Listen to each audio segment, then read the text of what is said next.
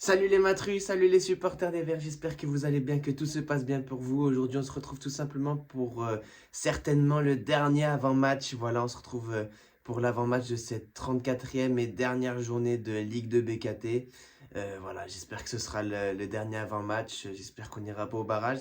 Donc tout simplement, ça va être l'AS Saint-Étienne contre Amiens. Voilà, les Stéphanois qui sont troisième ex-aequo avec le Red Star à 57 points. De toute façon, on refera un récapitulatif vite fait du classement. Et Amiens relégué tout simplement en Ligue 3 après une saison complètement catastrophique pour Amiens. Premièrement, pour commencer, on va démarrer sur les bonnes nouvelles. Voilà, et on va commencer sur des bonnes nouvelles. Niveau blessure, on a le retour de Le Cardinal, Zuriko Davitashvili et Pedro. C'est super positif. C'est quelque chose inespéré. Et on aura, grâce à eux, tous nos éléments pour pouvoir faire un match réussi à domicile. C'est ça la première chose positive. La deuxième, on descend petit à petit, c'est qu'on est seulement à 2 points d'écart avec Le Mans, qui eux jouent Bastia. Et c'est là où je vais faire venir le classement. Je vous le mets juste là, comme d'habitude.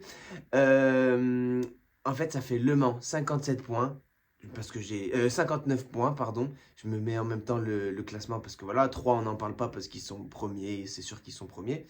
Ensuite, bah, du coup, nous, Saint-Etienne, égalité avec le Red Star, mais avec la différence de but, bah, on est devant eux, du coup, troisième avec 57 points. Red Star 57 points, Rodez 55, Reims 53, Annecy 52, et après ça se détache. Nous, ce qui nous intéresse, c'est Bastia et Laval. Tout simplement, on a Bastia qui va jouer à domicile contre Le Mans. Match super important pour Bastia parce que bah ils doivent forcément gagner le match en fait. Et donc jouer contre Le Mans, sachant que Le Mans et Saint-Etienne sont en concurrence pour la montée en Ligue 1 directe. Voilà, ça va être complètement une fin de saison complètement folle en fait sur le dernier match. Ça va jouer sur le gong et on va espérer bah, que ça se tourne en faveur des Verts.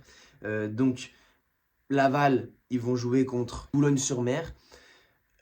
Voilà, Boulogne-sur-Mer qui n'a plus rien à jouer, qui sont maintenus. On va espérer qu'ils vont essayer de battre en tout cas cette équipe lavalloise. Comme ça, Bastia va encore plus tout donner pour essayer de gagner le match. On va parler un peu plus de la composition. Bien sûr, je tiens à préciser que Boaké est suspendu car il a reçu 10 cartons jaunes cette saison et il sera suspendu pour ce match-là. La décision est tombée. Et en plus, si on venait à faire les barrages, il sera suspendu pour un match de barrage ou si on venait à monter directement en Ligue 1 pour un match de Ligue 1. Donc au niveau de la composition, je partirais plus sur un 4-2-3-1, même si Philippe Montagnier n'est pas trop sur ce schéma, sur ce style de schéma tactique. Pour moi, ce serait le meilleur. Voilà.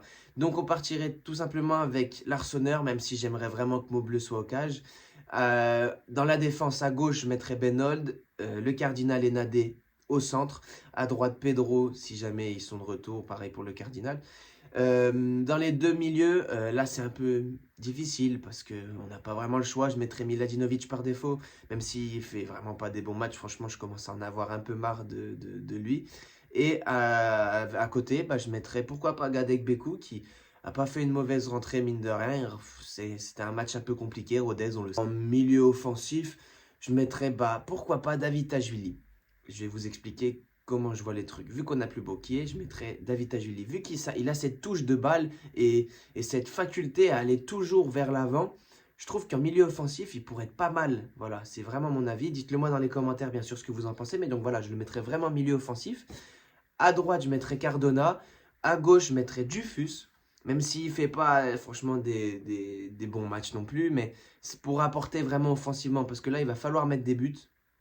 Il va falloir mettre des buts parce que si Le Mans venait à faire match nul contre Bastia, nous, il faut qu'on gagne le match avec au moins 2 buts d'écart avec au moins 2 buts d'écart contre Amiens. Pardon, j'ai pas fini ma phrase. Mais donc voilà, c'est vraiment ça pourquoi il faut privilégier l'attaque. Alors même si la défense, elle n'est pas à sous-estimer, mais Amiens, on perd, enfin, sont en Ligue 3. Donc pour moi, il n'y a vraiment pas de problème là-dessus. Défensivement, je sais que ça va le faire.